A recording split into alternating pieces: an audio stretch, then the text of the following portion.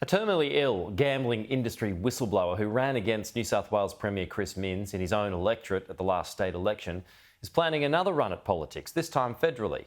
Troy Stolz is recruiting whistleblowers from across Australia to join a new political party. And the former club's New South Wales employee spoke exclusively to Sky News about his plans.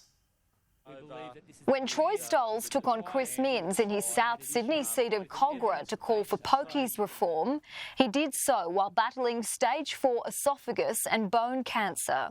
5 rounds of radiation and 20 rounds of chemo later, Stolz is ready for a new political challenge. We're looking at the Whistleblower Integrity Party. We want to get into the Senate.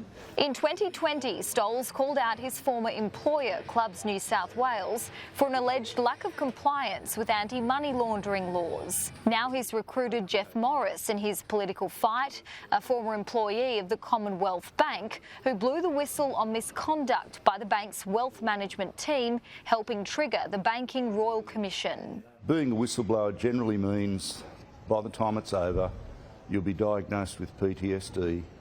You'll probably have lost your family. My eldest daughter won't talk to me. The pair are fed up with the level of protections available to whistleblowers, including under the Public Interest Disclosure Act and the Corporations Act for private and public sector workers. All these whistleblower protections, supposed protections, do is lure whistleblowers into the valley of death that is the legal system. The group want a Whistleblower Protection Authority, an independent body to oversee and enforce whistleblowing laws.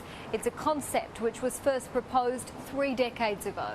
The Federal Attorney General is consulting on whether an authority or commissioner should be established. A spokesperson says in June last year the Parliament passed priority amendments to the Public Interest Disclosure Act, which ensured immediate improvements to the public sector whistleblower scheme were in place in time for the commencement of the National Anti-Corruption Commission. These reforms implemented 21 of the 33 recommendations from the review of the PIT Act by Mr Philip Moss AM. We're extremely angry with Mark Dreyfus, the Attorney General, and Albo in their position towards David McBride and Richard Boyle, 2 examples of where they could have intervened. To register a political party, Stolz and Morris would need to sign up at least 1,500 members.